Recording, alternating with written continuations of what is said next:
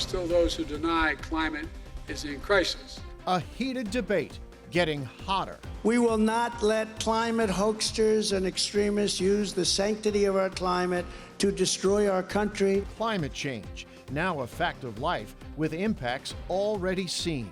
Extreme heat kills more people every year than all other natural disasters combined. On the presidential campaign trail, candidates with dueling views as states like Florida sit in the crosshairs. Climate change, especially in Florida when we see what happened on the West Coast. This half hour, go beyond the politics to focus on our new reality, from the skyrocketing cost of insurance amid intensifying disasters. I am absolutely dreading the next renewal coming out. To the costly quest to save our coastlines.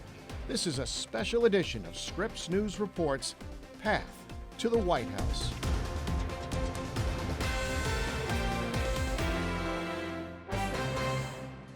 The path to the White House runs through Scripps country, and this week we're coming to you from West Palm Beach, Florida. Hello and welcome. I'm Matt Cesny. The state is at the center of so much of the conversation about climate change, from the political divide to environmental impacts to our wallet. And we're not alone. The cost to insure property is surging as more intense storms take a toll. Homeowners across more than 30 states are now seeing double-digit increases in their home insurance premiums. And climate change is a major driver. Living in the Sunshine State for many is clouded by the pain of homeowners insurance. I alerted my family, I'm gonna be needing help or else I'm gonna have to sell. I don't wanna sell. Rising premiums, doubling, tripling in the last several years have put the financial squeeze on homeowners and condo owners. They can't be doing enough. People are drowning. They're being forced out of their homes. No, they're not. They're not. And I think we need to push harder. The threat of hurricanes in Florida, only part of the story, say experts. They also point to rampant litigation loopholes and rising construction costs, as leaving many insurers operating in the red and sticking homeowners with outrageous bills. And then this year, it went up another 97% to $14,700. Many are flocking to Citizens Insurance, the state-backed insurer of last resort, and putting the state on the line for potentially huge losses. Florida lawmakers have tried tackling the problem with lawsuit reforms to attract new companies and increase competition. Oh, it never comes quick enough. Florida's chief financial officer says insurance is turning a corner. Right now, 8 new carriers coming in the state of Florida. One is about to be announced. That'll be our 9th carrier. No other state in the country is seeing this type of interest coming back into the Florida market. In many corners of the state, though, insurers are still reluctant to write policies for older homes and aging roofs. And many now worry predictions of an active hurricane season ahead could send insurance spiraling. On tap for you this half hour, the growing cost to protect paradise. And while you won't find the term climate change in a new Florida law. But let's take a turn to the national political scene. After all, we're in the midst of a red-hot campaign. If you ask voters, what's your most important issue? Here's what you'll find. Climate change is in the top 5 issues. But one level deeper, there's a party divide. 15% of Democrats say it's their top issue. 9% of independents. But just 1% of Republicans say climate change is their most important issue. It's a divide we're seeing in the top 2 candidates. Intense drought in the Southwest, soaring temperatures upwards of 125 degrees, all part of the devastating consequences of climate change. An issue that unites 99% of scientists, but one these two men couldn't be further apart on. It's the only existential threat to humanity. The seas will rise over the next 400 years, 1/8 of an inch, which means basically you have a little more beachfront property, okay? The politics of climate change, front and center this election cycle. President Biden portraying himself as a climate champion. We're making the most significant climate investments ever. Former President Donald Trump, a defender of the fossil fuel industry. We will not let climate hoaxers and extremists use the sanctity of our climate to destroy our country. And their policies paint the picture of their environmental priorities. During his time in office, the former president gutted environmental protections, everything from fuel standards for cars to methane leak restrictions, In total, more than 100 rules put in place by former President Obama gone, simultaneously approving scores of new oil drilling sites and pipelines, with a promise to do even more if he wins come November. We're going to drill, baby, drill. We're going to get our energy way down. President Biden also ramped up domestic energy production, with the U.S. producing more crude oil than any nation for the past 6 years, at times leading to standoffs with climate activists over oil drilling.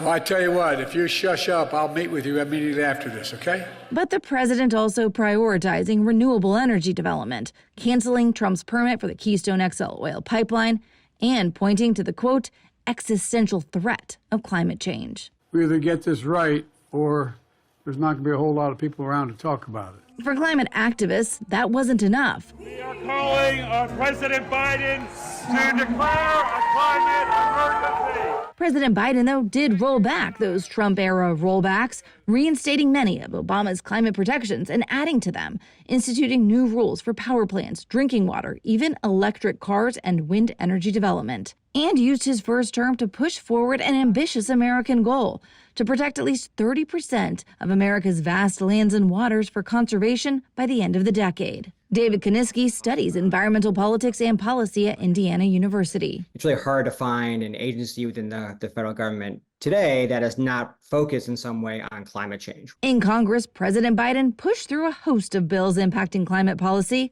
none more impactful than the Inflation Reduction Act, appropriating nearly $400 billion in new climate spending for renewable energy tax credits and pollution reduction grants. Former President Trump promising to repeal it. On day one, I will also cancel crooked Joe Biden's insane ethanol-killing electric vehicle mandate. On the world stage, Trump pulled the U.S. out of the Paris Climate Agreement, an international treaty which brought 195 signatories, setting voluntary limits on greenhouse gas emissions, while Biden has been reasserting America's commitment to global collaboration on climate issues. It's only by working together that we'll prevent the worst consequences of climate change from ravaging our future and that of our children and grandchildren. In a second term, both presidents will have the chance to shape not just the nation's, but the world's response to climate change. Nathaniel Stinnett works to turn out climate-focused voters at the polls. Science tells us that we need to be sprinting as fast as possible towards a climate solution. Right now, during the Biden administration, we've started walking pretty quickly towards that solution. What we can't have is to stop moving at all or start moving backwards. It's a race against time many scientists say could be determined in the next 4 years. Serena Marshall, Scripps News, Washington. Next, the cost of the coastline. What you should know about the future of your beach vacations. Welcome back to this episode of Scripps News Reports as we focus on climate change. I'm meteorologist Scott Withers. The climate, it's already changing, and yes, the planet's climate has changed before, but never this much, this quickly. We're already seeing real-world implications. You only have to look at, well, the sea surface temperatures around the planet. These should not be this warm this soon. The oceans have broken high-temperature records for the last year. They play an important role in regulating the planet's weather and temperature. And if they're this hot, that heat energy, well, is driving changes on the land and in the air. Tropical storms absorb the heat, which causes them to grow. The more heat, the more growth, leading to rapid intensification and more damaging and deadly major Category 3 to 5 storms. Warmer air temperatures also means that the atmosphere can hold more moisture. You can look at here. When it comes down, it creates flash flooding. We're seeing areas of the country with significantly more rain than in the last past year. And storms, well, they're training over the same spots over and over again, creating flooding emergencies. Last spring brought a heat wave that shattered records with triple-digit heats continuing throughout the summer. Now, for the last year, every month has been the hottest on record for that month. And what was the hottest year on record? A trend that's continuing. I'm meteorologist Scott Withers. Now back to Matt Cisney in West Palm Beach, Florida. Thanks, Scott. We should note that the Earth's temperature does naturally change in cycles, but that does not explain what we are seeing now. You hear about man-made climate change, things like burning fossil fuels. We are warming the planet at a rapid pace, even if it seems relatively minor with a 1 or 2 degree increase. Consider that a 5-degree drop triggered the last major ice age 20,000 years ago. A few degrees makes a world of difference. And some of the people most concerned about climate change are younger Americans, as Stephanie Liebergen reports. Poll after poll shows the country is on track for a very close election this November, and mobilizing support from young voters will be key for whoever wins the White House. From inflation in healthcare to gun violence and reproductive rights, it's issues more than candidates that are motivating young voters. And while it might not be the top of the list, concerns about the environment can get young people to the polls. We've also found that compared to a decade ago, that younger adults are becoming more concerned and more engaged in climate change over time. A June poll from The Economist and YouGov found 83% of 18 to 29-year-olds said climate change was an important issue. That's the highest of any age group. But when they were asked about the most important issue, only 11% of that same age group said climate. Multiple polls show it's the economy that is the top issue for young voters. But experts say it's important to show how issues like the economy are also linked to the environment. We know that climate impacts will harm the economy. They're going to damage public infrastructure. They're going to increase health costs due to more public health issues. We know that all these issues are intertwined, and we know that action on all these issues depends on electing the right people and having the right people in power next year who can make progress on those issues that we care about. But young voters who are passionate about climate change can face challenges getting to the ballot box. But if anybody anywhere is making it harder for someone to vote, chances are they're targeting young people, people of color, or poor people. And that right there is the beating heart of the modern environmental movement. Groups focused on mobilizing young people are taking a layered approach and aiming to connect with eligible voters in multiple ways. Climate advocacy organizations believe that even if the environment isn't the #1 issue, that it can still help drive people to the polls. Young people who are actually concerned about this issue actually participate at higher rates than others in the election process and in our democratic process. So really, climate concern is a huge motivator for civic participation in 2024. Stephanie Liebergen, Scripps News, Washington. Earlier this half hour, we explained how President Biden has been a champion for renewable energy and electric vehicles. It's been a bit of a double-sided coin for him, though, because domestic production of fossil fuels has hit record levels under his administration. The U.S. is now the world's leader in crude oil production. Yes, more than Saudi Arabia and Russia. It's a trend that began under former President Trump, but has expanded under Biden. Natural gas production is at record highs, too. Back from West Palm Beach, home to the largest freshwater lake in the state of Florida, Lake Okeechobee. And it's recently been the scene of significant health hazards. Michael Williams explains what's going on. Billions of gallons of fertilizer-filled water rushing east from Lake Okeechobee just months ago. It's one of the 10 largest freshwater lakes in the country. And all that water winds up in the waterways of the Treasure Coast, north of Palm Beach County. The fertilizer runoff has too often triggered toxic algal blooms at the worst, and a big mess for human and marine life at the very least. I would just hope that the water gets cleaner and bluer and we can see more. And I mean, this place is an amazing place. It's just the water is not. Congressman Brian Mast went to bat for residents this past winter when the lock gates opened again. It is literally an injustice, and injustices are worth being upset about. The Army Corps of Engineers manages water levels in Lake Okeechobee, which is at the heart of southern Florida's huge water ecosystem. There's a balancing act there, and the decision I had to make was to lean more towards flood risk management. The Corps did turn off the spigot for water running east in early spring and turned it way down for water heading west into the Caloosahatchee River. But a big storm season can always change those plans. And if it's too much water that triggers fights on the coastline, it's too little water to the Everglades south of Lake Okeechobee that has triggered the decades-long cry, "Send the water south," as in lake water, which once flowed south naturally. This is the largest and most significant restoration effort in all of the United States of America. On a January day this year, not long after he dropped out of the presidential race, Governor Ron DeSantis was center stage for a ribbon cutting at one project aiming to help quench the Everglades' thirst in the years ahead. There's a long history of politicians checking off environmental credentials in southern Florida, from President Trump at Lake Okeechobee in 2019 for the ongoing rebuild of its leak-prone dike, to the Biden administration's pledge of $1 billion recently for ongoing Everglades restoration. But away from the limelight, ranchers like Wes Williamson are central to water quality and water availability. At this edge of the wetland, we may be 5 miles from Lake Okeechobee. And so it's important to kind of just retain, slow up the water here, store the water here. Williamson works to keep fertilizer runoff on his land. It feeds pasture land and his beef cattle instead of supercharging algal blooms in Lake Okeechobee. And that, of course, has impacts far beyond the lake. This plain-spoken rancher summed it up best. I have the same concerns and goals as I think anyone over on the coast or anywhere in the state of Florida. We're concerned about our environmental footprint. We all should be. I'm Michael Williams reporting for Scripps News.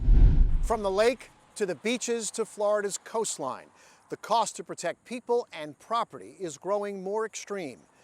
Megan McRoberts is tracking that. Take a visit to Wabasso Beach in Florida's Indian River County.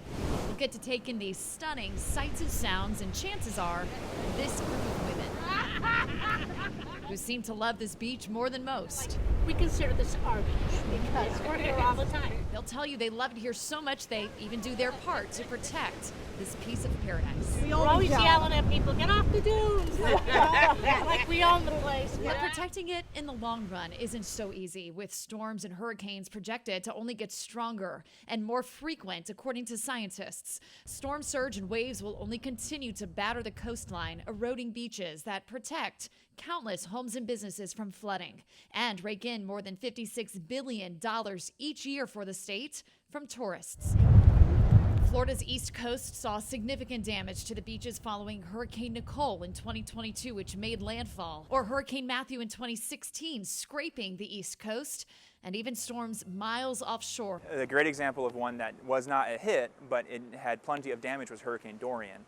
It was still like 100+ miles off the coastline, but the waves and the wind from that storm really damaged our beaches. That's Indian River County's coastal manager, Quentin Bergman. He says the best defense for our beaches is through renourishment or restoration, trucking in or dredging and pumping sand onto eroded beaches. If we were to stop doing nourishment projects, that erosion is going to get closer and closer to houses. Thing is, it's not cheap. More than half of Florida's beaches are designated as critically eroded, according to the Florida Department of Environmental Protection. That's more than 432 miles. As a result, those beaches qualify for funding to be repaired and renourished. And since 2019, Florida spent $550 million in beach restoration, Wabasso Beach getting some of that. So you can see behind us here that there's some sand that was actually added, and the dune plants were also installed. Maintaining funding for renourishment will always be a priority, since it's not a one-time fix. Erosion's not slowing down. To keep this beach the way so many like it will take work. We're repairing against storms, but we're also preparing for the next storm. And Bergman hopes more interest, not just by lawmakers, but the millions who enjoy Florida's beaches year after year, and the beauty and protections they offer. I really encourage people to get involved and pay attention to coastal issues. I'm Megan McRoberts reporting. Up next, no more climate change, at least in Florida law. Even as we're seeing the impacts of climate change here in Florida, there's a new law that removes the term climate change. We asked Kate Hussey to explain what's happening. It's the topic of conversation here at the Palm Beach County Convention Center, an expected explosive hurricane season. Many meteorologists will tell you it's due, at least in part, to the changing climate. Now, critics of the new bill fear it ignores the reality these dangers pose to Floridians. In 2008, Florida lawmakers in both legislative sessions unanimously passed a bill to address climate change and promote renewable energy. Now, according to opponents of the new law, this removes the word climate in 9 different places and shifts the state's focus away from increasing energy efficiency and reducing greenhouse gases blamed for warming the planet. Colorado State University's Phil Klotzbach telling me part of the reason we've seen such active storm seasons and worsening toxic blue-green algae is due to chronically rising water temperatures. This AccuWeather graphic showing our waters are once again breaking records. And the Red Cross tells me they've seen the impact firsthand. The Red Cross does consider what is going on a climate crisis, and we consider that by just looking at the number of natural disasters that we're having.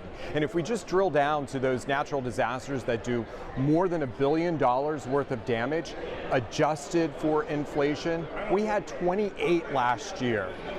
Reverse all the way to the 1980s, we were only responding, again, comparing apples to apples, adjusted for inflation, $2 to $3 billion disasters a year. The bill takes effect July 1st. It does also boost the state's use of natural gas, which, according to the U.S. Energy Information Administration, Florida is already 75% reliant on.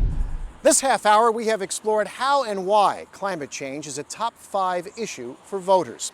Scientists overwhelmingly agree on the connection between the changing planet, our role, and the impacts we're seeing. And the leading presidential candidates differ on some of those facts and what to do about it.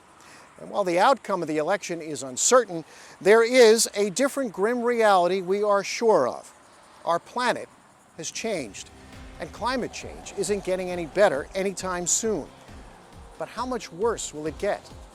That's still up in the air. For now, in West Palm Beach, I'm Matt Cesny for Scripps News Reports.